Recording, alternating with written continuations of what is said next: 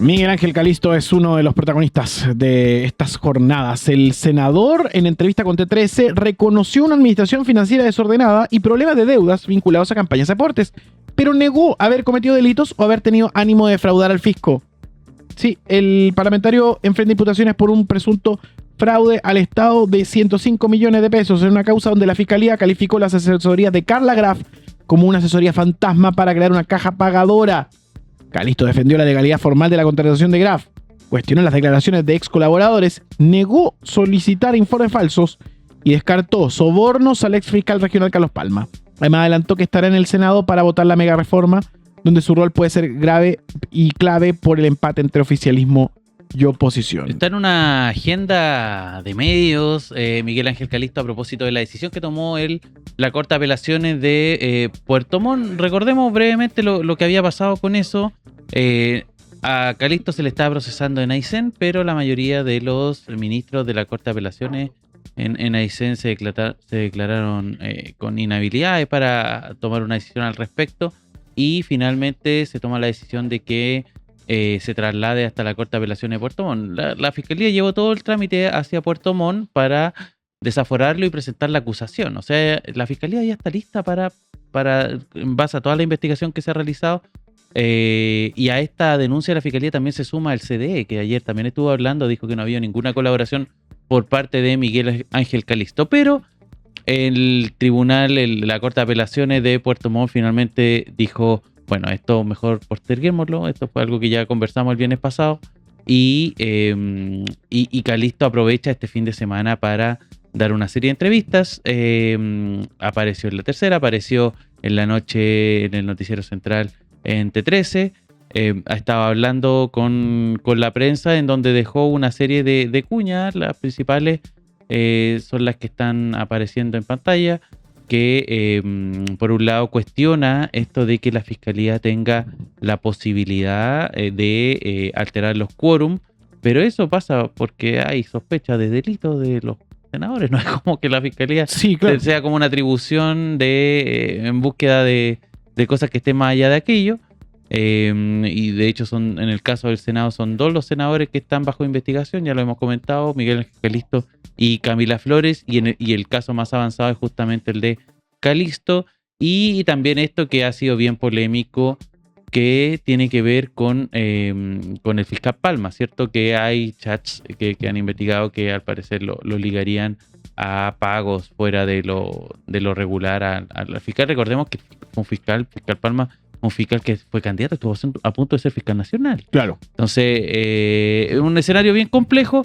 Hay 2 cosas políticas a propósito de esto que es interesante, y hay una tercera que tiene que ver más que nada con su vida privada, que apareció también en las acusaciones que están en contra de Ángel Calisto. Vamos a profundizar en las 2 primeras, la tercera me parece que no va al caso. Pero tiene que ver con el tema político. La primera es la jugada maestra, ¿cierto?, que tiene el señor Jaime Mulet, que muchos lo criticaron porque salió último en las primarias oficialistas el año pasado, pero que decidió llevar a Miguel Ángel Calisto en esto. Y si Miguel Ángel Calisto se va a ser la Federación Regionalista Verde Social la que tiene que reemplazar. Y quien lo puede reemplazar es el mismo Jaime Mulet. Sería uno de los nombres que pasaría, digamos, de la Cámara de Diputados al Senado.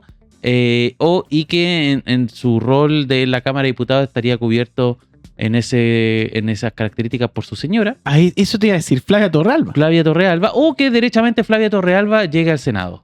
Son las 2 posibilidades que baraja hoy día la Federación Regionalista Verde Social en caso de que Calisto deje vacante este cargo. Es una cuestión, es como que jugó a largo plazo, porque en su momento Mulet se tuvo que comer todas las críticas por subir a Calisto a esta candidatura al Senado, que finalmente le salió. O sea, Calisto salió electo. Calisto es un jugador que no juega para el mundo de la oposición, sino que más bien juega para el gobierno. Jaime Mulet hasta cierto punto también estuvo jugando, al menos en los primeros trámites de la mega reforma.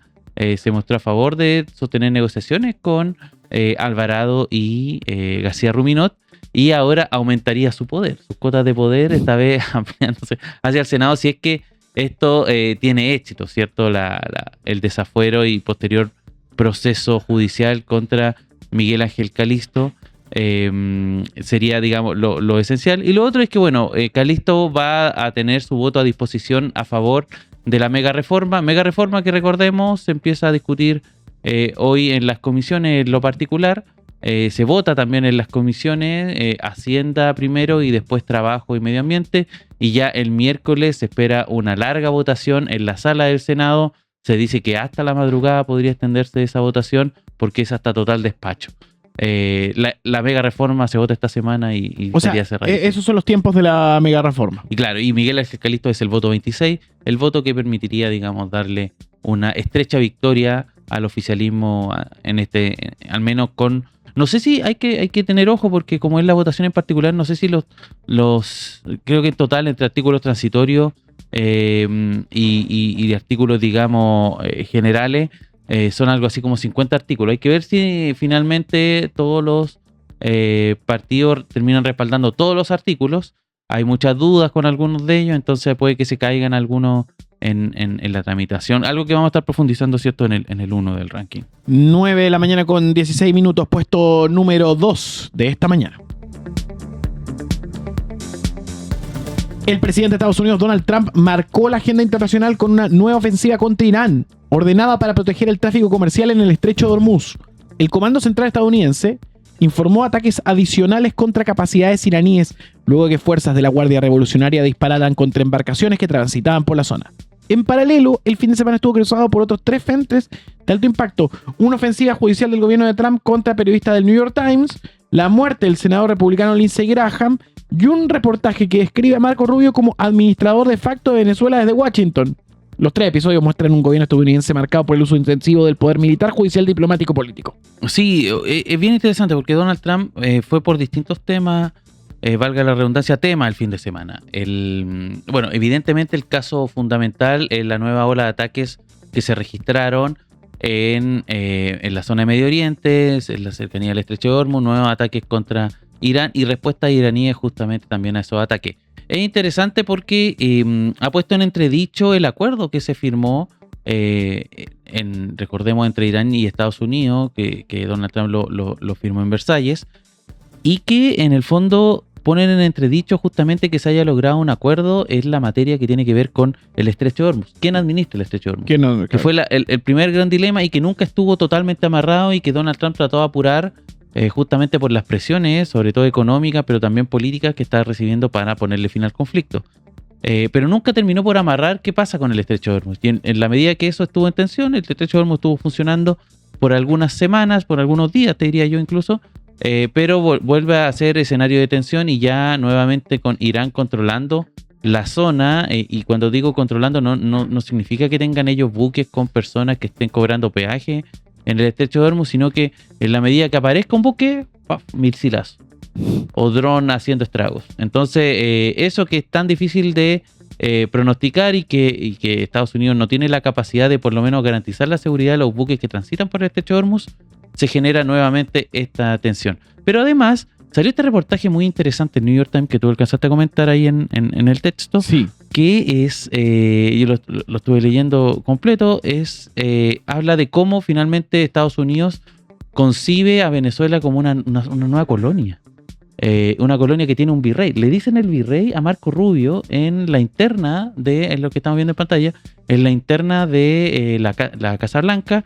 Le dicen el virrey porque él es prácticamente quien está llevando adelante, opera casi como una suerte de primer ministro de Venezuela, sobre todo enfocado en materia económica. Tiene el control de las empresas que exportan el petróleo desde Venezuela a Estados Unidos, está controlando la cuestión económica, da autorización o no a Delcy. Muy impresionante cómo en algunos momentos del artículo dicen que la misma Delcy Rodríguez como que pide permiso a Donald Trump para hacer tal o determinadas cuestiones dentro de Venezuela. Es una pérdida casi completa, al menos el panorama que dan a entender, porque son fuentes no solamente de la Casa Blanca, sino que también son fuentes venezolanas las que confirman que es Marco Rubio el verdadero administrador de lo que está ocurriendo hoy día en Venezuela. Es bien alarmante y bien complejo que esto esté ocurriendo, porque la verdad es que Estados Unidos no tenía un despliegue de estas características en otro país desde Irak, desde que en el fondo tomaron posesión de Bagdad y habían funcionarios estadounidenses administrando desde Bagdad lo que estaba ocurriendo en Irak, y tampoco así como una idea de colonia Yo te diría que desde Filipinas que Estados Unidos no operaba, y que en el fondo lo que hace esto es confirmar que existe una ambición expansionista de Donald Trump para Estados Unidos, y con Venezuela como su principal enclave en esta materia. Entonces, es bien complejo esto de lo que está ocurriendo. Y lo último, para ir cerrando, esto del senador Lindsey Graham falleció el fin de semana, que, para decirlo con todas sus letras, era el principal articulador de Trump dentro del Congreso. O sea, se le va el principal aliado a Donald Trump. Es considerado, sobre todo en materia que tiene que ver con cuestiones de Cancillería, relaciones internacionales, en fin, a él le decían en la interna que era un verdadero halcón cómo operaba dentro del Congreso para favorecer, ¿cierto?, las políticas de Donald Trump. Era uno de sus férreos, digamos, adherentes, y que, como te digo, era su operador en el Congreso, y Donald Trump pierde a un actor importantísimo dentro de, digamos, en esta última parte, antes justamente de las elecciones de medio término que se vienen este año. Entonces es un escenario bien complejo para Donald Trump, porque le va a costar mucho más a partir de ahora lo que estaba haciendo al interior del Parlamento estadounidense. Así que vamos a seguir monitoreando la situación en el extranjero, puesto número 1. Y en el puesto número 1 de la mañana, la negociación de la megareforma entró en su recta final con un cambio en la interlocución política del gobierno. Luego de la molestia de senadores del PPD con el ministro de Hacienda, Jorge Quirós, por una indicación que rebajaba el impuesto corporativo del 23% al 22%, ante la crisis, el ministro Claudio Alvarado intervino, pidió retirar la modificación y asumió los contactos para recomponer las confianzas. Alguien está engañando a alguien. El traspié puso en duda el acuerdo alcanzado por los senadores Ricardo Celis, Pedro Araya y Loreto Carvajal sobre uno de los pilares del proyecto, la invariabilidad tributaria. En paralelo, el senador Matías Walker condicionó su voto a mantener el impuesto corporativo en 23, respetar la fórmula del PPD y garantizar que no se afecte el fondo común municipal. ¿Por qué están todos peleándose? Esto es las crónicas del fin de semana están muy entretenidas de lo que pasó. Todo haciendo una cronología más o menos rápida.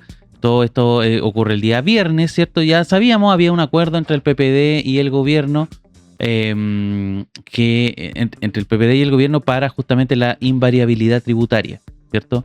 Que la invariabilidad tributaria es que no se puedan tocar los cambios que se le hagan al sistema de impuestos, al sistema tributario, durante 25 años. Esa era la propuesta inicial del gobierno. Conversando con el PPD, llegaron a un acuerdo de que fuese escalonado, es decir, en la medida que tú más inviertas, accedes como a la regalía de la invariabilidad tributaria. Si no inviertes, lo que te exige, digamos, esta escala, se te va reduciendo esa invariabilidad, ya sea a 15 años, a 10 años, en fin. Eso es una suerte de seguro. Un seguro le han llamado algunos medios a ese acuerdo. ¿Qué pasó? Estaba el acuerdo listo, se habían estrechado las manos, ya la gente del PPD se había comido las críticas de prácticamente toda la oposición, tuvieron que salir a defenderlo. Estuvo, de hecho, Ricardo Celis estuvo acá en turno y dijo que estaba dispuesto a asumir todos los costos políticos que conlleve esta decisión. Y el día viernes, durante la tarde, ingresa finalmente el gobierno, a eso como de la hora de almuerzo, ingresan las indicaciones definitivas que se van a discutir desde hoy de la mega reforma. Y entre esas indicaciones, de repente todos los diputados y senadores se caen de espalda porque se dan cuenta de que el gobierno trató de pasar casi como por al lado, que finalmente la reducción de los grandes impuestos, que recordemos la propuesta inicial era de 27 a 23%, ya no fuera 23%, sino que ahora es a 22%. Y bajo una suerte de esquema, porque finalmente estas indicaciones no son otra cosa que el resultado de la negociación del PPD. Entonces el PPD, básicamente estos tres senadores dijeron, pero oye, nosotros no negociamos esto no era parte del acuerdo, y finalmente se terminan bajando de las negociaciones. Supimos el fin de semana, fundamentalmente por una entrevista que dio el propio Claudio Alvarado, ministro del Interior de este gobierno, que él tuvo que intervenir, llamó a Jorge Quirós, que estaba en una reunión en ese momento, y le dio casi, yo te diría, la orden de retráctate en la reunión y di que no, que esta indicación la vamos a retirar, que no va, la indicación del 22%, y todo va a quedar como estaba antes para recuperar el acuerdo con el PPD. Jorge Quirós, muy obediente, durante esa misma reunión que estaba en el Congreso, él dice, no, esto, de hecho estaba hablando, me parece, dicen las crónicas, estaba justo hablando el senador Diego Ibáñez, criticando que Quirós haya intentado hacer esto, y él dice, no, eso al final lo vamos a retirar, esa indicación no va, la indicación del 23 al 22%.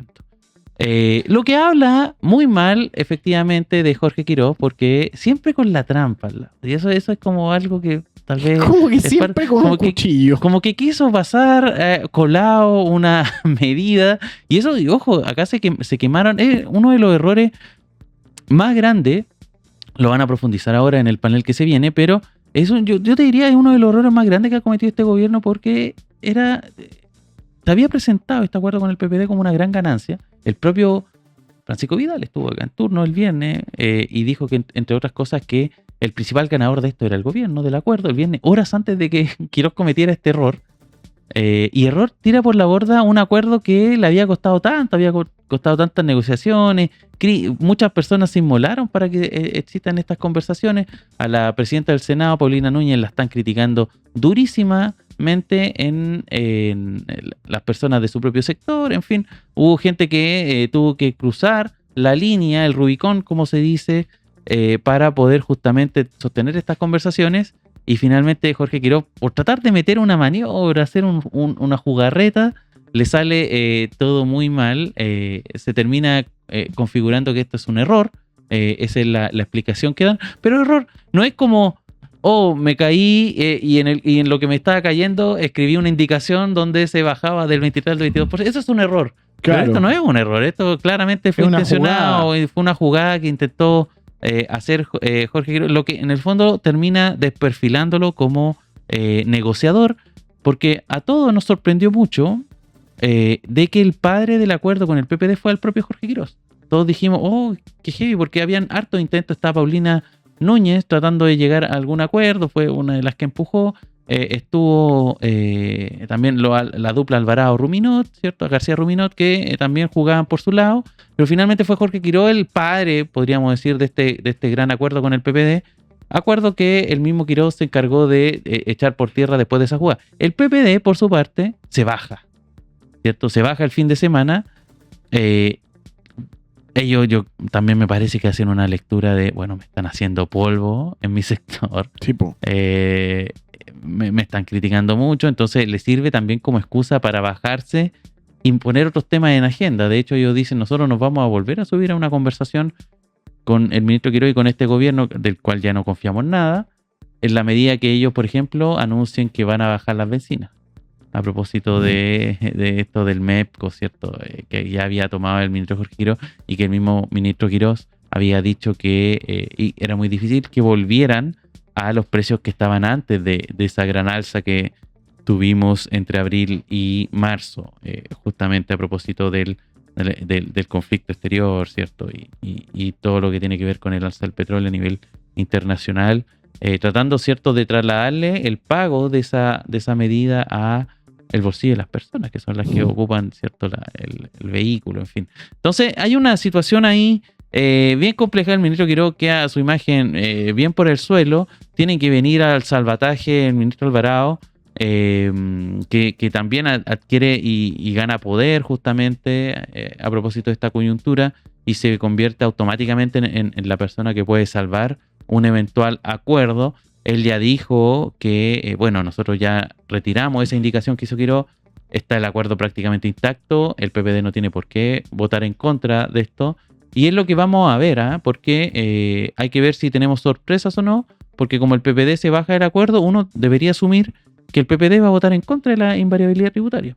Estuvo también en una entrevista el fin de semana Matías Walker, senador de Demócratas, que dijo que él va a votar la medida que el acuerdo con el PPD.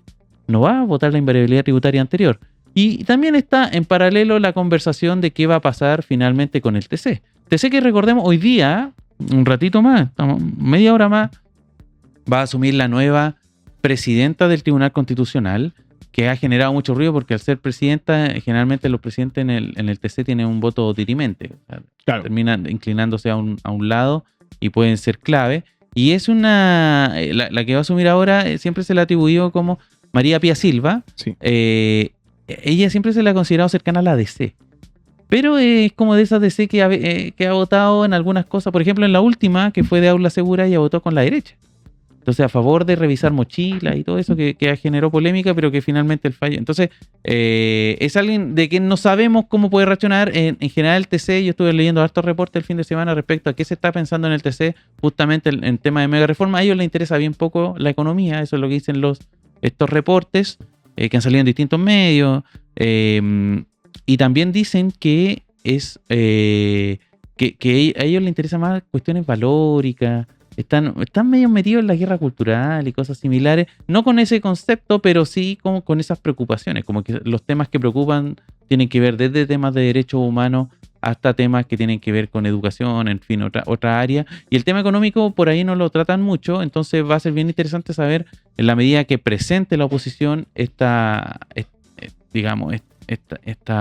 requerimiento al Tribunal Constitucional, saber cuáles van a ser el énfasis que le va a poner, porque justamente en la presentación dentro del TC, además del tema medioambiental, que estuvieron hablando a propósito de Castasilandia, es todo esto de la entrega de permisos, en fin, cómo facilitar la entrega de permisos, y a propósito de la indemnización que se podría entregar a proyectos que sean fallidos porque justamente contaminen o generen un daño medioambiental. Va a ser uno de los temas, pero también se está hablando de presentar ante el tercer tema de la invariabilidad tributaria. Entonces, ese va a ser el gran tema, el gran conflicto. Es algo que vamos a estar obviamente monitoreando a lo largo de la semana y vamos a saber qué va a pasar finalmente con la votación de estos artículos en lo particular. 9:32 de la mañana, ranking de noticias. Tenemos mesa a continuación con todo lo que hay que saber respecto a lo que ha pasado con el caso Quirós.